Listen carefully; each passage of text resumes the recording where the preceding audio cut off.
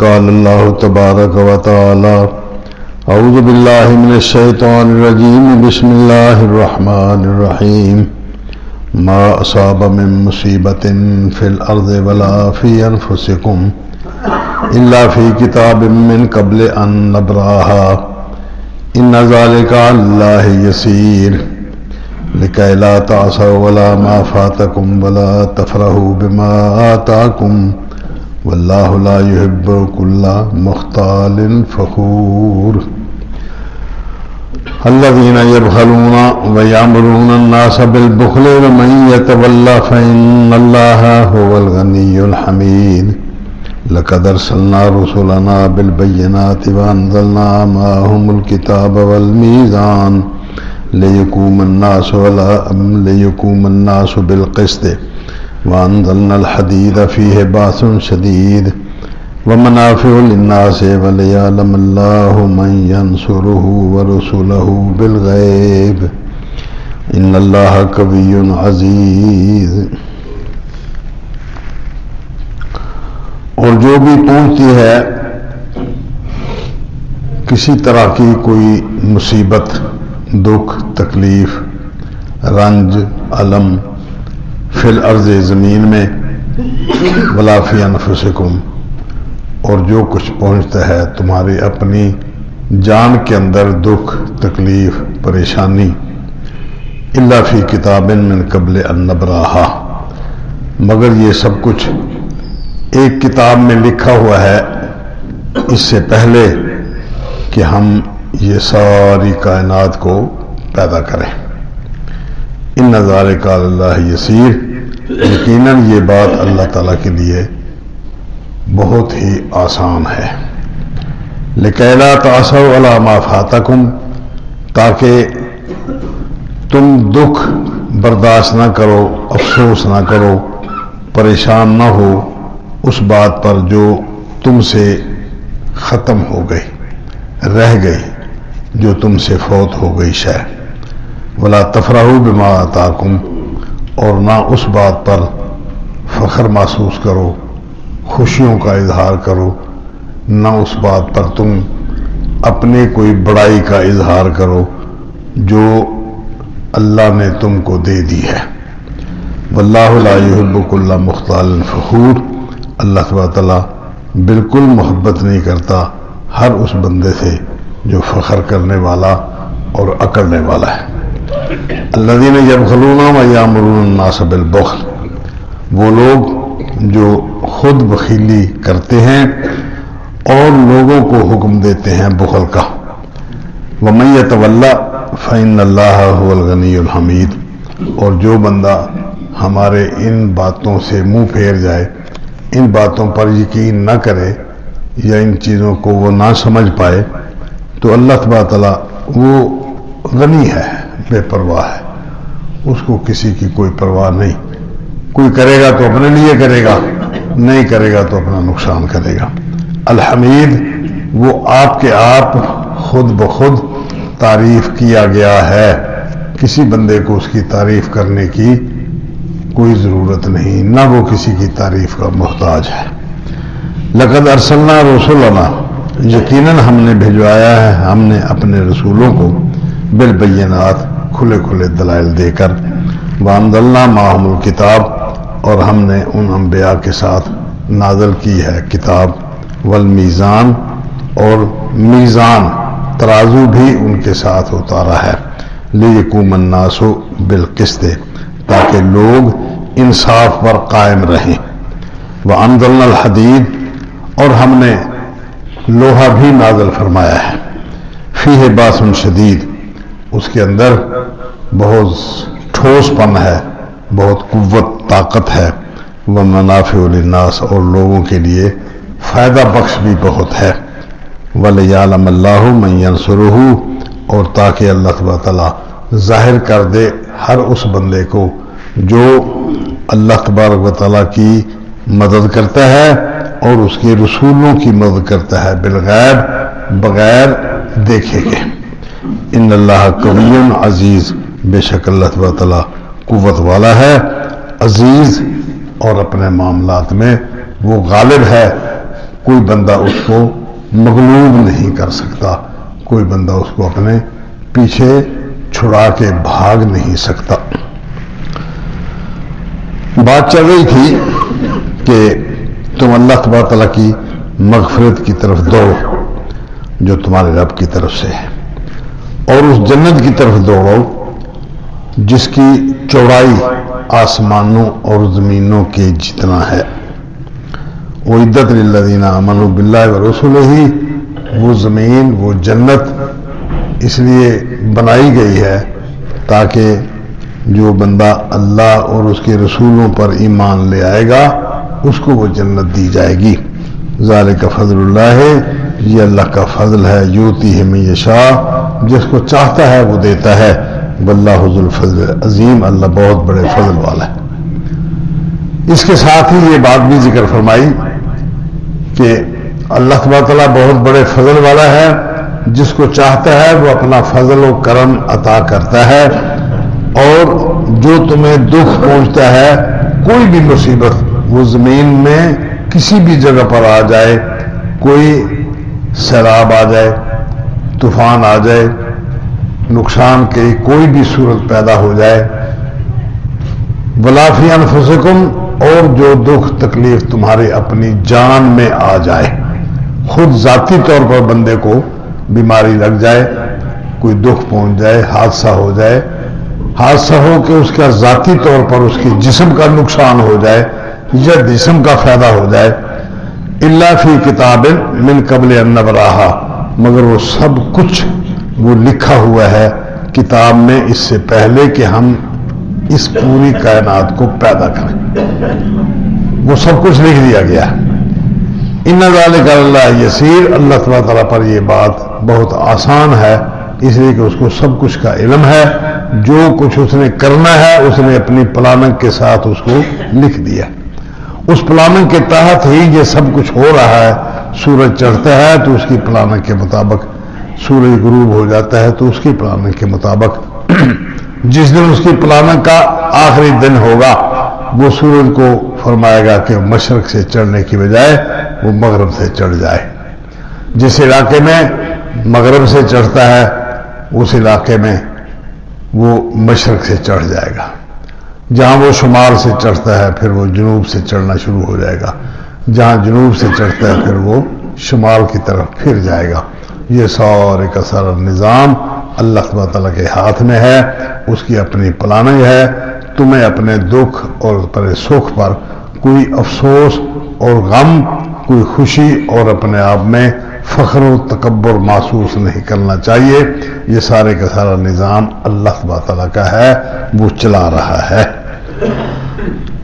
اللہ اکبر۔ ایک جگہ فرمایا انا کل شیء خلقناہ بقدر، ہم نے یقیناً ہر چیز کو ایک مقدار کے مطابق پیدا کیا ہے، ہر شے ایک مقدار کے مطابق ہے، جتنا مقدار کسی کو چاہیے ہوتی ہے اتنا مقدار اس کو اس کی ڈوز دے دی جاتی ہے، جتنا مال کسی کو چاہیے وہ اتنا اس کو مل جاتا ہے، جتنا کسی کی محنت مشقت ہوتی ہے وہ اللہ تبارک تعالیٰ چاہے تو اس کو اتنا دے دیتا ہے، نہ چاہے تو وہ روک لیتا ہے، اس کی محنت مشقت وہ اتنا پوری سوری ملتی ہے جتنا اللہ تبارک تعالیٰ کو منظور ہوتا ہے کہ اس کو اتنا دینا ہے۔ ایک جگہ ارشاد فرمایا کہ من کان یرید العاجلۃ عجلنا لہ فیہا ما نشاء لمن نرید، جو بندہ چاہتا ہے کہ میری محنت میری مشقت مجھے دنیا میں مل جائے، جلدی مل جائے، آخرت سے پہلے پہلے مل جائے، ہم اس کو جلدی دے دیتے ہیں، ما نشاء جتنا ہم چاہتے ہیں، لمن نشاء جس کے لیے ہم چاہتے ہیں، نہ ہر بندے کو منہ میں بولی مراد اس کو ملتی ہے، اور نہ ہر بندے کو اس کی چاہت کے خلاف جس طرح وہ چاہے اس طرح مل جائے، یہ ہماری مرضی ہے، ہم جس کو جتنا دینا چاہیں دے دیتے ہیں۔ بندہ سمجھتا ہے کہ ھذا من فضل ربی، یہ اللہ کے میرے فضل، اللہ کا فضل ہے، بھلے وہ رشوت کما کے آیا ہو۔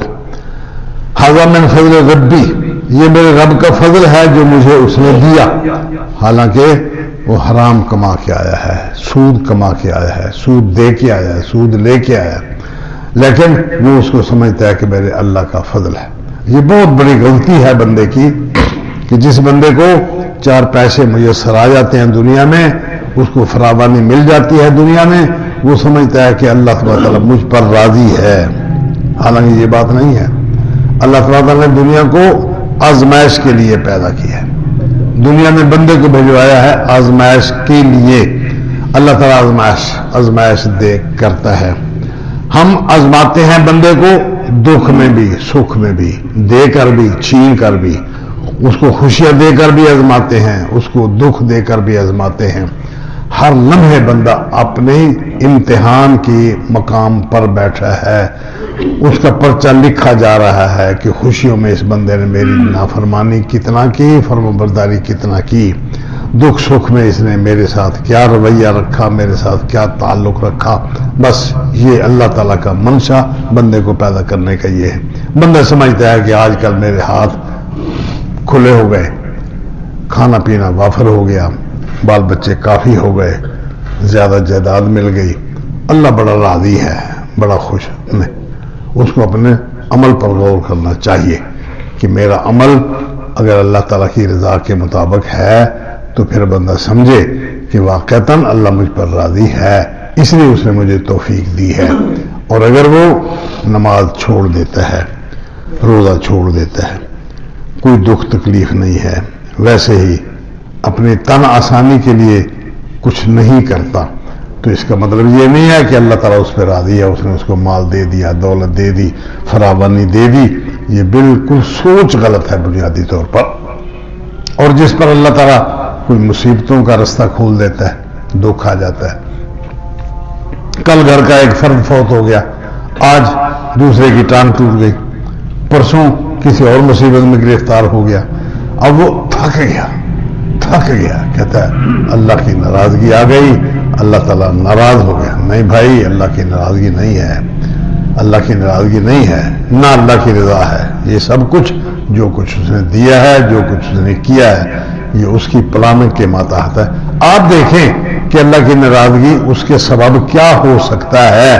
اس کا سبب ہو سکتا ہے بندے کی نافرمانی، بندے کی عمل میں کوتاہی، جماعت میں پیچھے رہ جانا۔ اب یہ عام سی بات ہے، جماعت میں پیچھے رہ جانا۔ دکان پہ گاہک آ گئے تھے اس لیے پیچھے رہ گیا، دوست بیٹھے ہوئے تھے، میں اٹھ نہیں سکا۔ بھئی کیوں؟ دوستوں کا اور اللہ تعالیٰ کا تقابل کریں۔ آپ جن دوستوں کے ساتھ بیٹھے رہے اور اللہ تعالیٰ کی فرمانبرداری چھوڑ دی، اس کے سامنے سجدہ شکر ادا کرنا چھوڑ دیا، ان دوستوں کے ساتھ بیٹھے ہوئے صرف اسی شرم کے مارے کہ اب یہ لوگ کیا کہیں گے۔ نہیں، یہ امتحان تھا، وہ بندہ ناکام ہو گیا، وہ بندہ فیل ہو گیا۔ اب اگر اللہ تعالیٰ کی طرف سے کوئی ناراضگی آ جائے تو پھر وہ اپنے آپ کو ہی کوسے، اللہ تعالیٰ کی ناراضگی کو ناراضگی ہی سمجھے کہ واقعتاً مجھے یہ نقصان پہنچا ہے، اس کی وجہ کیا؟ اللہ اکبر۔ حضرت عمر فاروق رضی اللہ تعالیٰ عنہ جا رہے تھے بازار میں، جاتے جاتے ایک گلی میں چلے گئے، ایک دروازہ کھٹکھٹایا، بوڑھی اماں کی آواز آئی، ہاں بیٹا کون ہو؟ نام لیا اس کے بیٹے کا کہ آج وہ بیٹا آپ کا صبح مسجد میں جماعت میں شامل نہیں ہوا، تو کیا ہوا اس کو؟ بیمار ہے؟ کہتی نہیں، رات کو اصل میں وہ کافی گئے، رات وہ اٹھ بیٹھا، ابھی فجر بہت دور تھی کہ وہ اٹھ بیٹھا، بس وہ پھر عبادت کرتا رہا، نماز پڑھتا رہا، ذکر اذکار کرتا رہا۔ جیسے جیسے فجر قریب آئی ویسے ایسے اس کو نیند آ گئی، وہ سویا رہا اور فجر میں اس لیے نہیں آ سکا۔ حضرت عمر فاروق رضی اللہ عنہ نے فرمایا کاش وہ رات کو نہ اٹھتا، فجر جماعت میں ساتھ مل جاتا۔ یہ تھی اللہ تبارک تعالیٰ کے رسول صلی اللہ علیہ وسلم کے ان طالب علموں کی کیفیت جو اللہ کے رسول نے ان کو سبق سکھایا تھا، اس کا یہ نتیجہ ہے کہ رات کو اٹھنا ہے، اٹھ جائیں، بالکل صحیح بات ہے، لیکن اگر نہیں اٹھ پایا تو وہ فجر کی نماز جماعت کے ساتھ پڑھنا اس کے لیے ضروری ہے۔ یہ فرض، وہ نفل ہے۔ اگر وہ آج رات نہیں بھی اٹھ پایا کوئی گناہ کی بات نہیں ہے. چلو اس کی عمل میں لمبائی بڑھوتری نہیں ہو پائی نا, کمی تو نہیں ہوئی, لیکن فجر کی نماز وہ سارے کا سارا گھر برباد ہو گیا, سارے کا سارا گھر برباد ہو گیا. جنگ خندق ہے,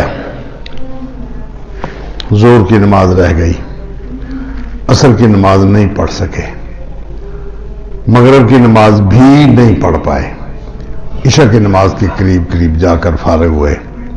اب 3 نمازیں رہ گئیں, ٹائم پہ نہیں ہو سکی. نبی اکرم صلی اللہ علیہ وسلم نے فرمایا اللہ ان لوگوں کو تباہ کرے, اللہ ان لوگوں کو برباد کرے, انہوں نے ہماری ظہر کی نماز بھی نہیں پڑھنے دی, عصر کی نماز بھی رہ گئی, مغرب کی نماز بھی رہ گئی, یہ 3 نمازیں برباد ہو گئی ہماری, اللہ ان کو برباد کرے. اب اس کا کیا مطلب ہے؟ جس وجہ سے بندے کی جماعت رہ گئی, وہ وجہ, وہ سبب, وہ چیز برباد ہونے کے قابل ہے کہ اللہ کے رسول نے بد دعا مانگی. نماز رہ گئی, کیوں رہ گئی؟ یہ سبب بنا ہے. جو بھی سبب بنا ہے وہ سبب بربادی کے قابل ہے, اس سبب کو برباد ہونا چاہیے, اس سبب کو تباہ ہونا چاہیے کہ اس سبب کے لیے ہماری نماز رہ گئی. نماز نہیں رہنی چاہیے تھی, وہ سبب وہ برباد ہونا چاہیے تھا. اللہ اکبر. ایک سفر میں ہیں, ساری رات سفر کرتے رہے, فجر کا ٹائم, نبی اکرم صلی اللہ علیہ وسلم نے ارشاد فرمایا کہ بلال ہم سونے لگے, صبح کا ٹائم ہے, ساری رات سفر کیا ہے, صبح کا وقت ہے, اب ہم سونے لگے. تو دھیان رکھنا چند لمحوں کے بعد فجر کی اذان ہونے والی ہے, تو ہماری نماز نہ رہ جائے. حضرت بلال رضی اللہ تعالیٰ عنہ جب تک اللہ نے چاہا وہ کھڑے جماعت نماز پڑھتے رہے. جب نماز کا اذان کا وقت قریب آیا, ساری رات کے جاگے ہوئے تھے, وہ مشرق کی طرف منہ کر کے اونٹ کے ساتھ بیٹھے ہوئے, اونٹ کے ساتھ ٹیک لگا کے ایسے بیٹھ گئے کہ میں ابھی وقت ہوتا ہے تو اذان کہتا ہوں.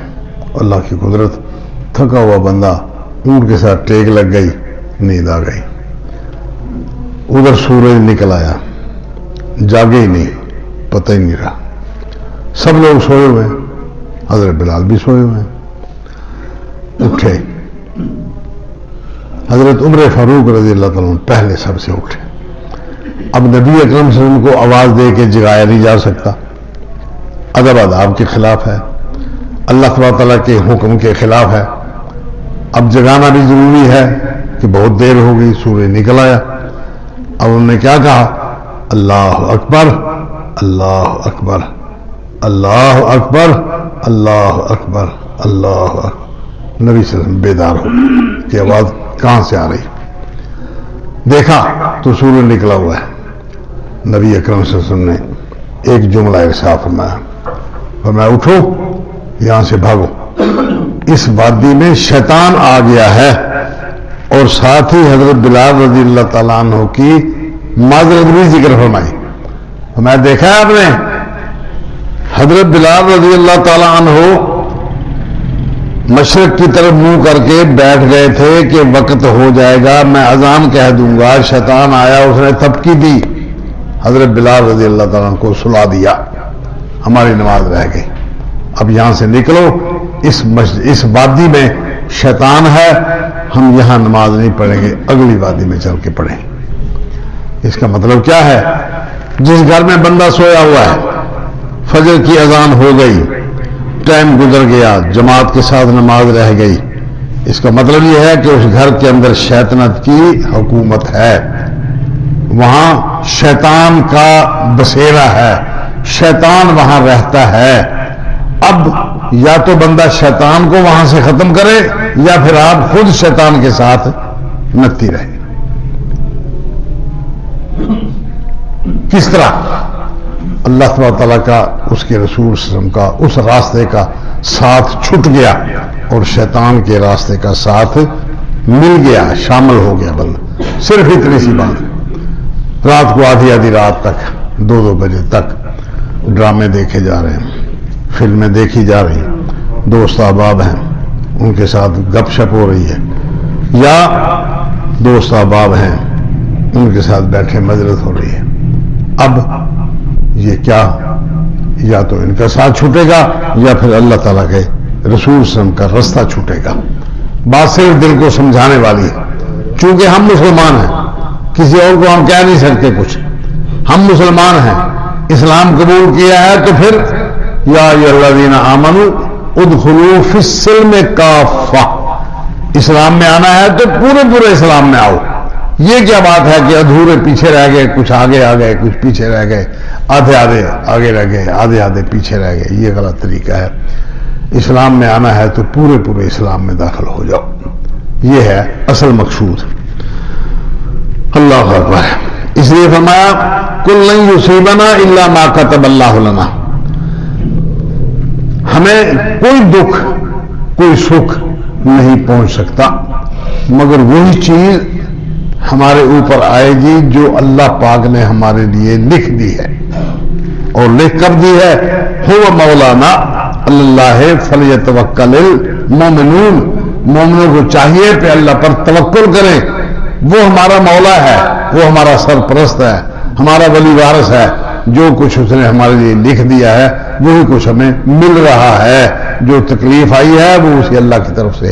سکھ آیا ہے تو یہ بھی امتحان ہے، یہ بھی اللہ کی طرف سے آیا ہے. سکھ میں بندہ غافل ہو جائے، دکھ میں بندہ پریشان ہو جائے، اللہ کا شکوہ کرنا شروع کر دے، دونوں باتیں غلط ہیں، دونوں باتیں غلط ہیں. اللہ تبارک تعالیٰ کا شکوہ کہیں کیا ہی نہیں جا سکتا. نبی اکرم صلی اللہ علیہ وسلم کا بیٹا ہے حضرت ابراہیم اللہ اکبر رضی اللہ عنہ. وہ ایک گھر میں دودھ پینے کے لیے اس کو اس گھر میں پہنچا دیا گیا. نبی اکرم صلی اللہ علیہ وسلم وقتاً فوقتاً تشریف لے جاتے، بچے کو اٹھاتے، پیار کرتے، اس کی دودھ پلانے والی والدہ کے پاس چھوڑ کے آ جاتے.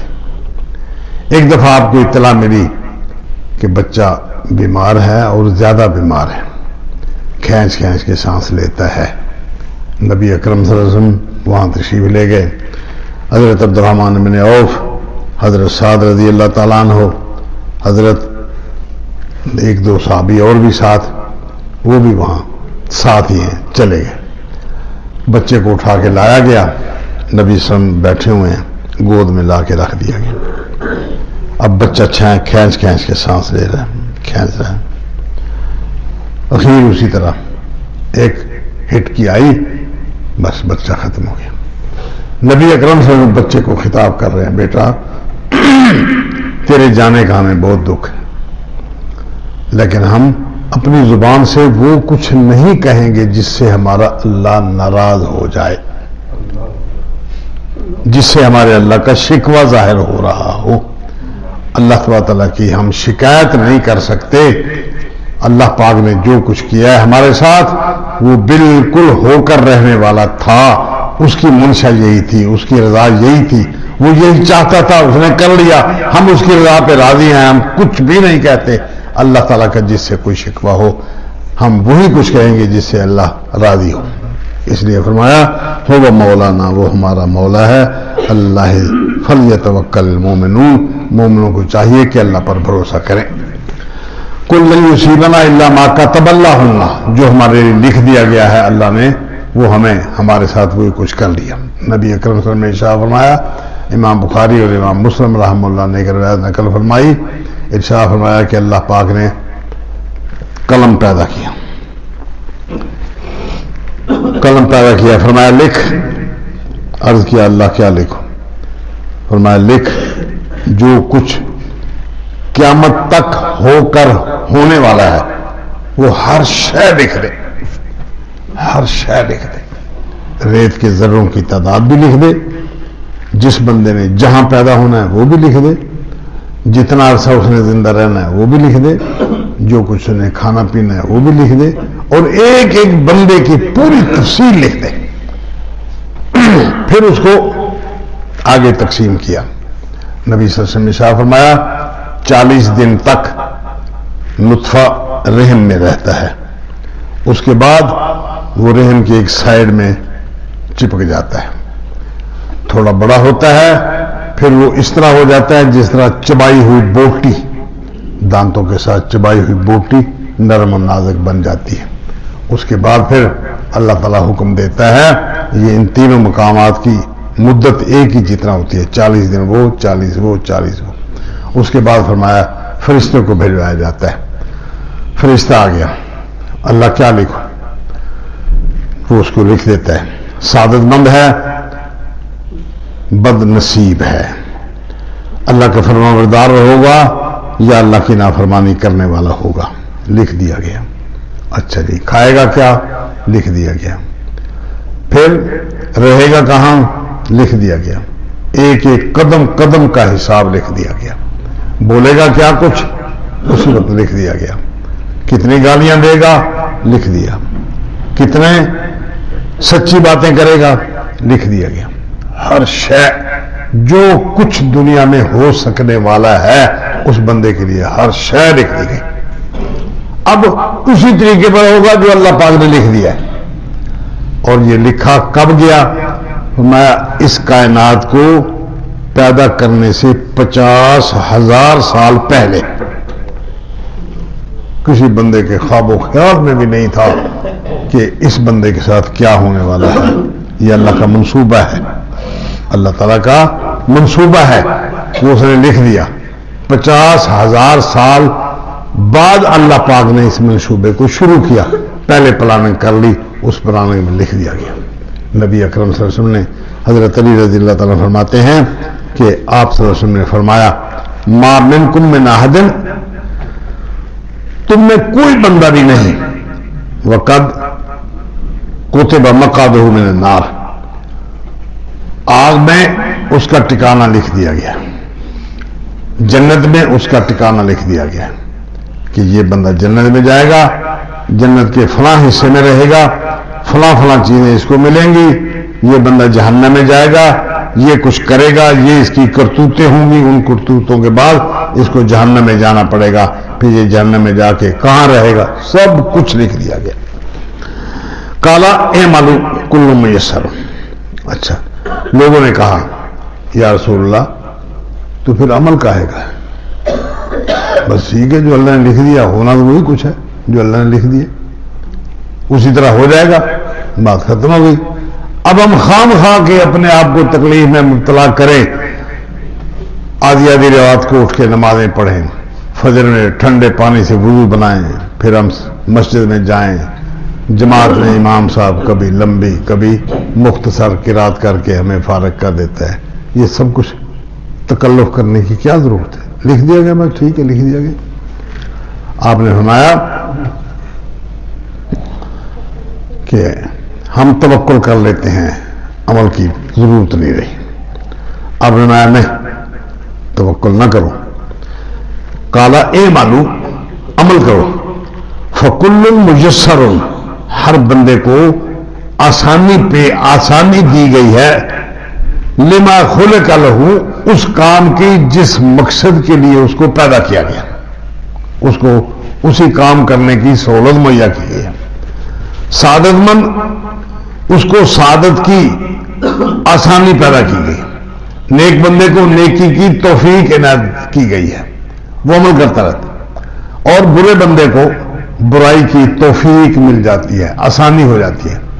پھر فرمایا فہدیناہ النجدین، ہم نے دونوں سلسلے اس کے سامنے کھول کے رکھ دیے ہیں، نیکی بھی برائی بھی، دونوں چیزیں۔ اب وہ جس طرف چلے گا اس کو آسانی پیدا ہوتی جائے گی۔ نماز پڑھنا چاہتا ہے ایک بندہ، اس کو آسانی میسر آ جائے گی۔ کبھی بھی کوئی بندہ جس کی نماز پڑھنے کی ذمہ داری سمجھتا ہے وہ اٹھتا ہے تو کوئی رکاوٹ نہیں بنتی، اگر وہ بیٹھا رہتا ہے تو اس کو کوئی رکاوٹ نہیں بنتی، وہ بیٹھا ہے۔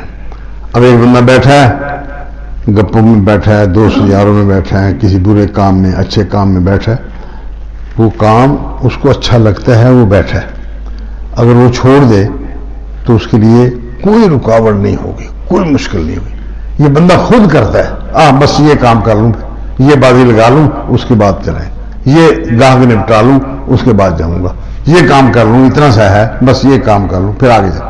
یہ سارے کے سارا کرتوت اس بندے کی اپنی ہوتی ہے، وہ سب کچھ اس کو سمجھ آتا ہے، برائی بھی سمجھ آتی ہے، اس بات کی اہمیت بھی اس کو پتا ہے، لیکن سستی کر جاتا ہے.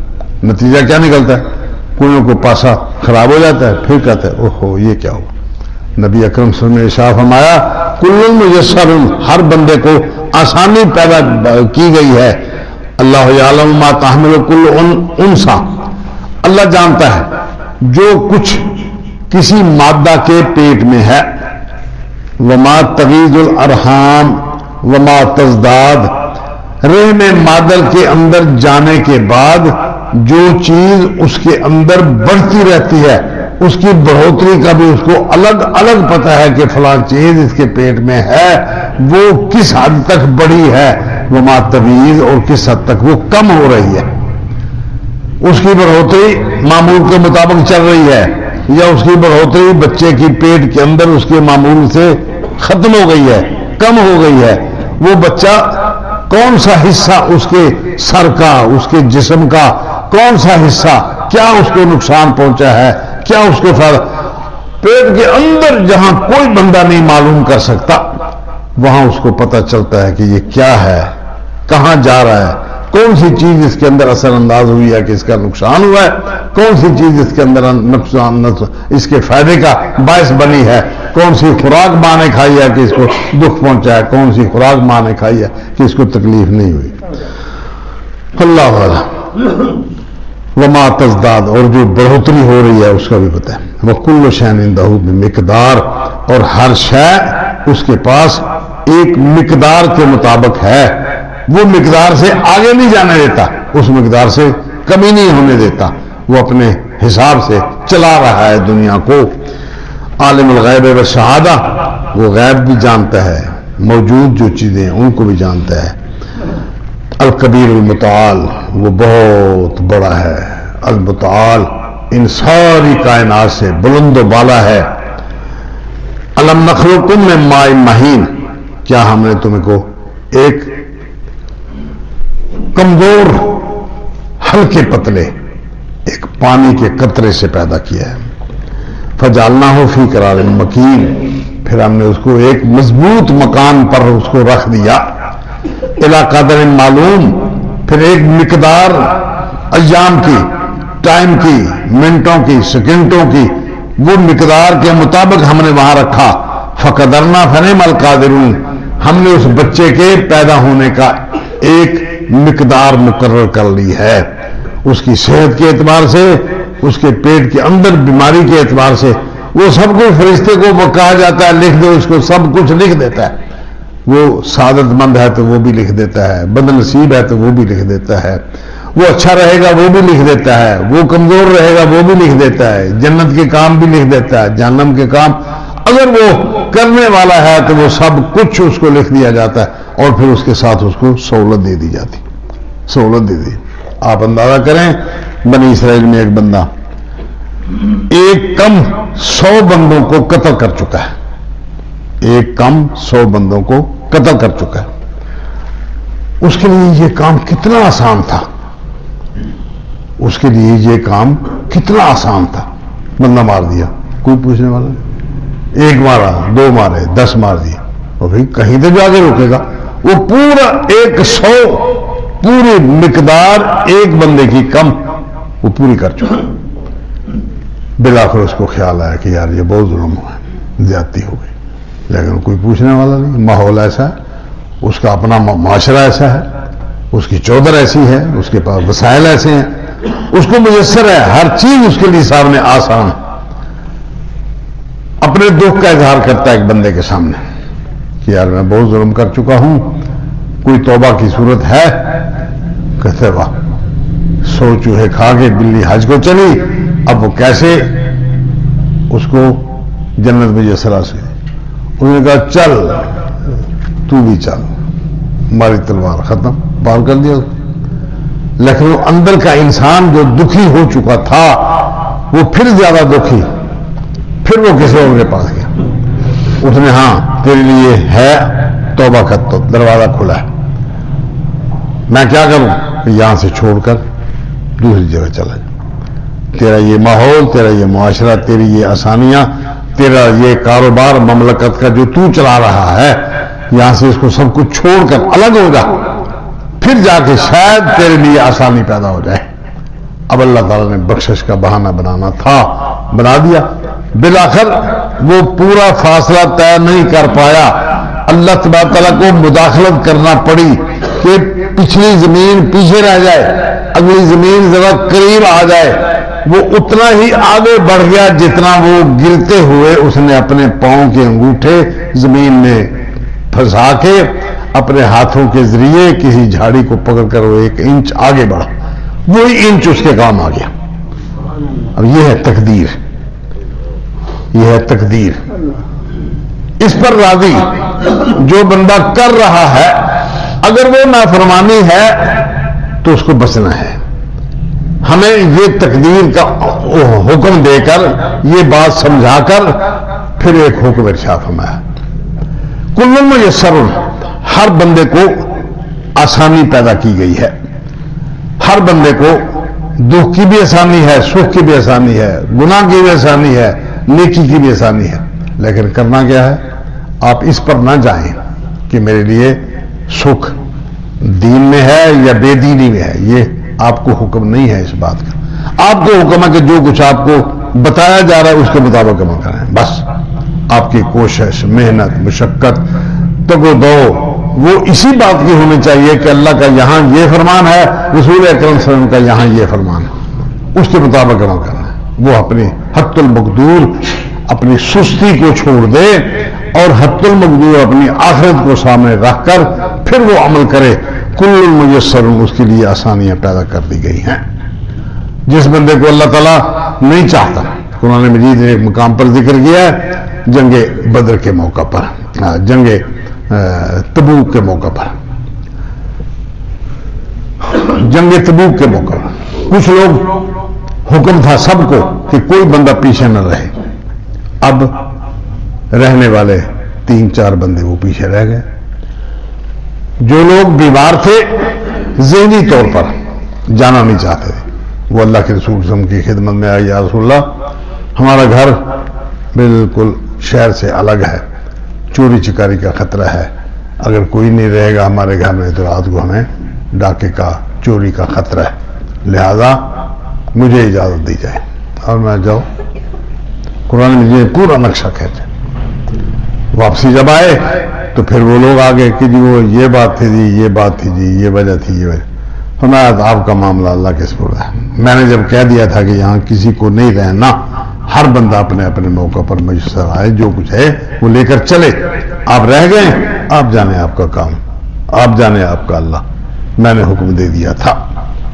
اب آگے قرآن مجید نے ذکر کیا، لو اراد الخروج لا اعدوا له عدۃ، اگر یہ لوگ دل سے نکلنا چاہتے ہوتے تو اس سفر کے لیے تیاری کرتے. کیوں کہ حالات ایسے تھے، کھجوریں تیار ہونے والی ہیں، پچھلا سرمایہ سارے کا سارا خوراک ختم ہو چکی، گھر خالی، آئندہ نئی فصل ابھی اتنی نہیں. ایسے موقع پر آ کر یہ حکم دیا جا رہا ہے کہ سب کے سب نکلو. اب جس کے پاس جتنا مال تھا اس نے تیار کر کے اس کو چلا، جس کے پاس کم تھا وہ کم لے کر چلا، جس کے پاس زیادہ تھا وہ زیادہ لے کر چلا. راستے کی مشکلات، حدیث میں بڑی تفصیل آئی، اس سفر کی پوری تفصیل آئی. اللہ پاک نے غیب سے مدد کی اس موقع پر. جو لوگ مخلصانہ ساتھ چلے، کوئی تکلیف نہیں آنے دی راستے میں، تھوڑی بہت تکلیف آئی، دکھ، امتحان کا موقع تھا. اب جو لوگ پہلے سرے سے تیار ہی نہیں ہوئے، ان کے لیے اللہ نے فرمایا لو اراد الخروج، اگر یہ جانے کا ارادہ رکھتے ہوتے، لا اعدوا له عدۃ، تو یہ اس کام کے لیے، اس سفر کے لیے تیاری کرتے.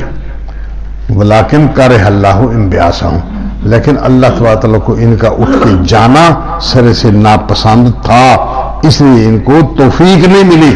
اب توفیق کیا نہیں ملی؟ اللہ نے آگے ہاتھ تو نہیں پکڑ لیا، اللہ نے ان کو روک تو نہیں دیا، ہاں اس کو توفیق نہیں ملی. توفیق ملتی ہے اس بندے کو جس مقصد کے لیے اس کو تیار کیا جا رہا ہوتا ہے. بندہ دیکھے کہ یہاں میری تیاری میں کوئی چیز رکاوٹ پیدا ہو رہی ہے تو رکاوٹ کو ختم کر کے وہ اپنے حکم کے مطابق اللہ اور اس کے رسول کے احکام کے مطابق وہ عمل کرنے کی کوشش کرے اور رکاوٹیں چھوڑ دے. یہ بندے کو اپنے شعوری طور پر یہ کچھ کرنا چاہیے. اس لیے فرمایا الم نخلقکم من ماء مہین، کیا ہم نے تمہیں ایک کمزور سے پانی سے پیدا نہیں کیا؟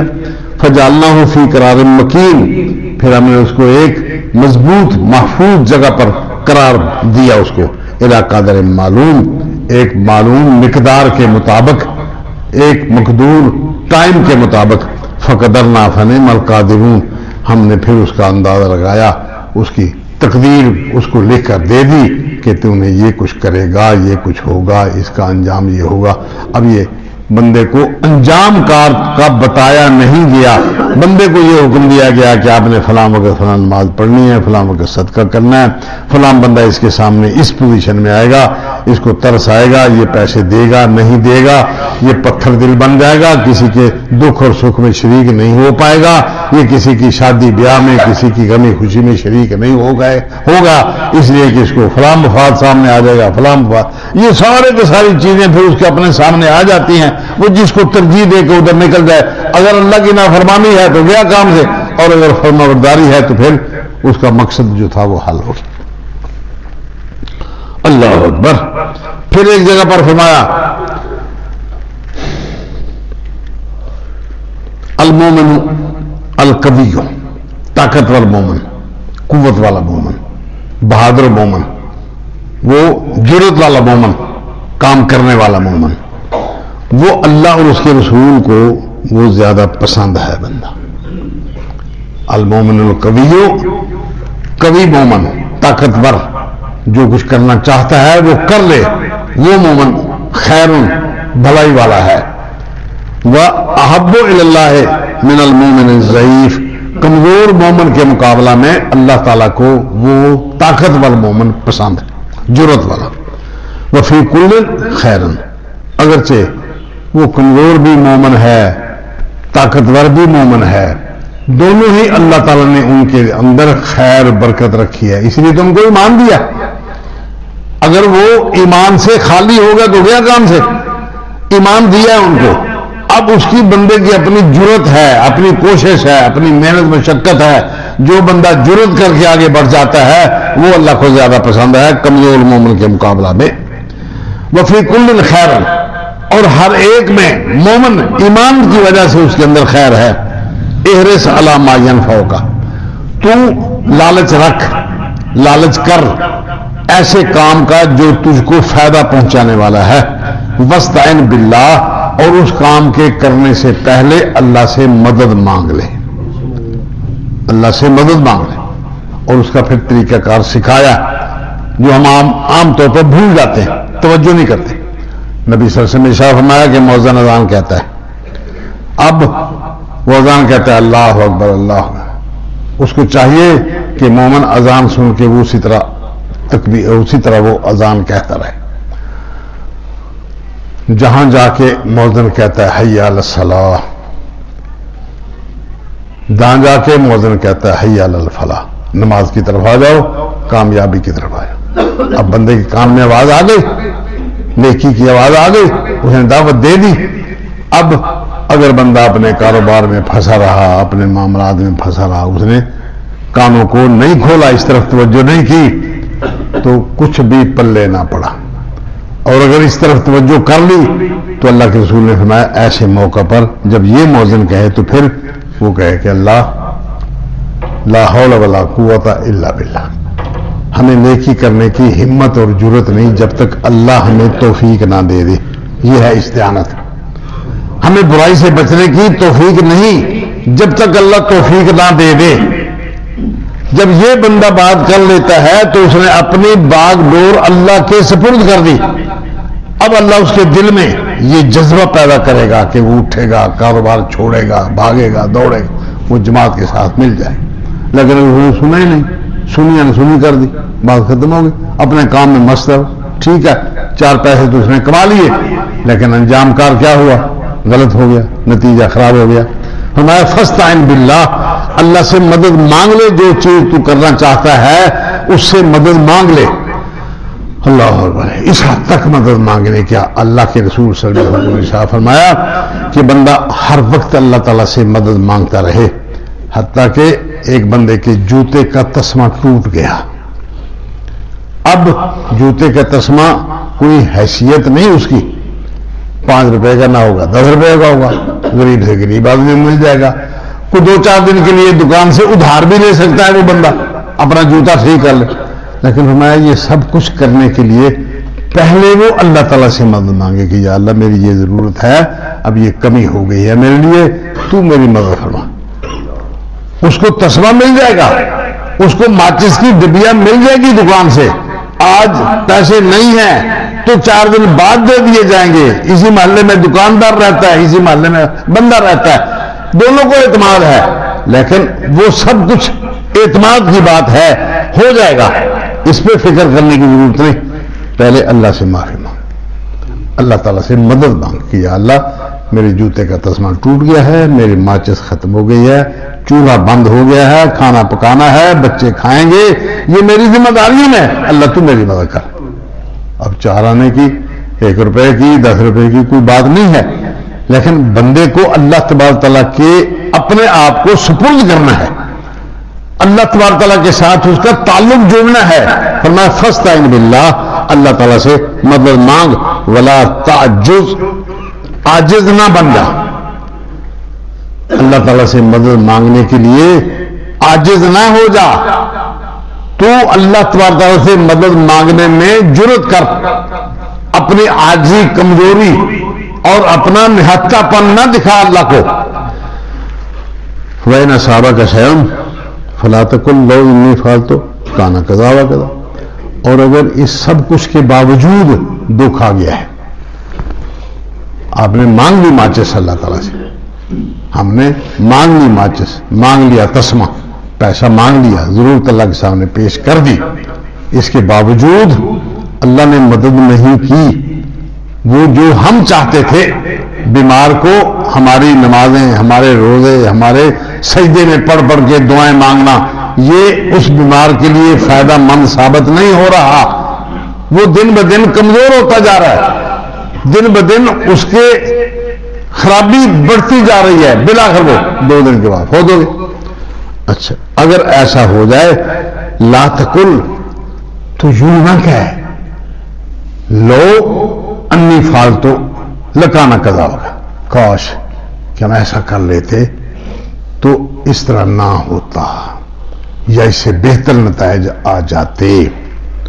ولیکن کل قدر اللہ ما شاء، لیکن یوں کہو کہ بندہ فوت ہو گیا، نقصان ہو گیا، وہ مال میں نقصان آ گیا، حادثہ ہو گیا، اس میں کئی سارے نقصان، پورے کا پورا خاندان برباد ہو گیا، سب کے سب مر گئے، بچہ بھی نہیں بچا.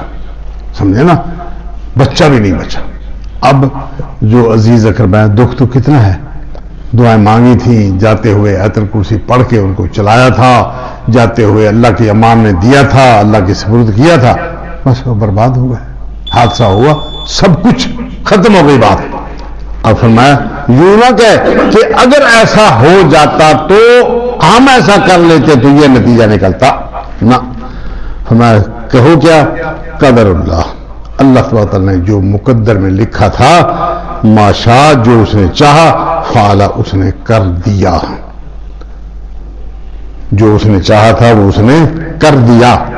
فَإِنَّ لَوْ، کیونکہ یہ لو کا لفظ حرف جو ہے نا، لو، اس کا معنی اگر ایسا ہوتا تو ایسا ہوتا، اگر ایسا نہ ہوتا تو ایسا ہوتا، یہ بہتر تھا. وہ فرمایا یہ لو کا لفظ تفتح عمل الشیطان، یہ شیطان کو اپنے اندر داخل کرنے والی بات ہے. اللہ کی تقدیر پر راضی نہ ہوا نا، تبھی تو کہا.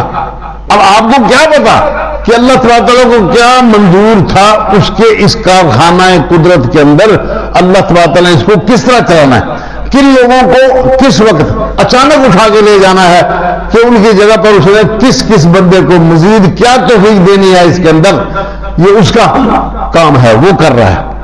اب ہمیں اللہ کی رضا پر راضی رہنا چاہیے، راضی ہونا چاہیے کیوں کہ اگر لو ہوتا تو اس کا مطلب ہے کہ ہمارے اختیار میں کچھ ہے، اگر ہمارے اختیار میں ہوتا تو یہ حادثہ کیوں ہوتا، لیکن ہو گیا، ہمارے اختیار میں تو نہیں تھا۔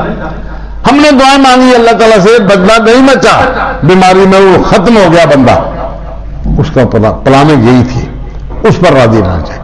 یہ ہے اللہ تعالیٰ کے ساتھ تعلق رکھنے کی ضروری۔ نبی اکرم صلی اللہ علیہ وسلم ان کو بلایا گیا ایک جنازے کے لیے، انصار برادری کا ایک بچہ تھا چھوٹا سا، جنازہ پڑھانے کے لیے دعوت دی گئی، آپ تشریف لے گئے۔ بی بی عائشہ رضی اللہ تعالیٰ کو پتہ چلا کہ فلاں بچہ فوت ہو گیا، پہلے جانتی تھی بیمار تھا۔ بی بی صاحبہ نے عرض کیا کہ یا رسول اللہ کیسا خوش نصیب بچہ ہے، عمل کوئی نہیں، ذمہ داری کوئی نہیں، چھوٹا بچہ فوت ہو گیا۔ عصفور من عصافیر الجنہ، ایک جنت کی چڑیا ہے، آپ اس کا جنازہ پڑھائیں گے اور سونے پہ سہاگا ہو جائے گا، اس کے گناہ اگر کہ ماں باپ کے بھی گناہ ہوں گے تو بخشے جائیں گے۔ اور میں ایسا یوں نہ کو یہ اللہ کو بہتر عالم مانو، مشرکین کے بچے، کافروں کے بچے وہ کیا عمل کرنے والے ہیں اس کو پتہ ہے۔ میرا یہ حدیث بیان کرنے سے مقصود کیا ہے کہ ایک مسلمان کو اللہ تبارک تعالیٰ کے ساتھ ایمان قبول کر لینے کے بعد اس کے ساتھ جڑنا چاہیے، جڑ جائے، وہ اس کے ساتھ نتھی ہو جائے بس، اور یہی اعتقاد رکھنا ہے۔ تقدیر پر ایمان یہی ہے، جس طرح اللہ پر ایمان، رسول پر ایمان، جس طرح انبیاء پر ایمان، جس طرح اس کے کتابوں پر ایمان، دوزخ پر، جنت پر ایمان، آخرت پر ایمان، نیکی اور برائی سب، یہ اسی طرح تقدیر پر بھی ایمان لانا ہے۔ اور تقدیر پر ایمان کیا ہے؟ جو کچھ ہو گیا ہے اس پر افسوس نہیں، غم نہیں۔ قرآن مجید کہتا ہے ان ذالک علی اللہ یسیر، یہ اللہ تعالیٰ کے لیے بڑا آسان کام ہے کہ اس نے یہ سب کچھ لکھ دیا، پہلے دن سے لکھ دیا۔ لکھا لا تاسوا علی ما فاتکم، تاکہ تم اس چیز کا غم نہ کرو جو تم کو نہیں ملی، ولا تفرحوا علی ما آتاکم، جو اس نے تمہیں دے دیا اس پر فخر و تکبر نہ کرو۔ واللہ لا یحب کل مختال فخور، اللہ تعالیٰ اس بندے کو محبت نہیں کرتا جس بندے کا فخر اور لوگوں کے مقابلے میں اکڑنے کی اس کے اندر کیفیت پیدا ہو جائے۔ یہ دونوں چیزیں ہی اللہ تعالیٰ کو پسند نہیں ہیں، اپنے کیے ہوئے پر اترانا، خوشی کا اظہار کرنا، اور دوسروں سے اپنے آپ کو بڑا سمجھنے لگ جانا، یہ اللہ تعالیٰ کی نافرمانی ہے۔ اس کے دکھ سکھ میں ہر صورت میں اس پر، اس کی رضا پر راضی رہنا ہے۔ اب نبی اکرم صلی اللہ علیہ وسلم بچے کو لے کر بیٹھے ہیں، وہ کھینچ کے ساتھ لے رہے، بلاخر ختم ہو گیا، بچہ فوت ہو گیا۔ نبی اکرم صلی اللہ علیہ وسلم کی آنکھوں سے آنسو بہ رہے، وہ بچے کی رخسار پر گرے۔ حضرت عبدالرحمن بن عوف رضی اللہ تعالیٰ پاس بیٹھے تھے، اللہ کے رسول آپ رو رہے ہیں؟ فرمایا عبدالرحمن یہ شفقت پدری کے آنسو ہیں، اس پر بندے کو اختیار نہیں، آنکھوں سے آنسو بہ جانا ایسے موقع پر بندے کو اختیار نہیں۔ اللہ اکبر۔ لیکن ہم اپنی زبان پر کنٹرول کر سکتے ہیں، ہم وہ کچھ نہیں کہیں گے جس سے ہمارا اللہ ناراض ہو جائے یا اللہ کا شکوہ ہو جائے۔ بیٹا تیرے جانے پر ہمیں دکھ ہے، ہمیں تکلیف ہے، ہمارے اپنے جذبات کیا تھے، احساسات کیا تھے، ہم کیا پلاننگ رکھتے تھے، وہ ساری کی ساری پلاننگ ڈھیر ہو گئی، ختم ہو گئی۔ یہ منصوبہ اللہ کا تھا، ہم تو صرف اس منصوبے کو آگے بڑھانے کی کوشش کر رہے تھے۔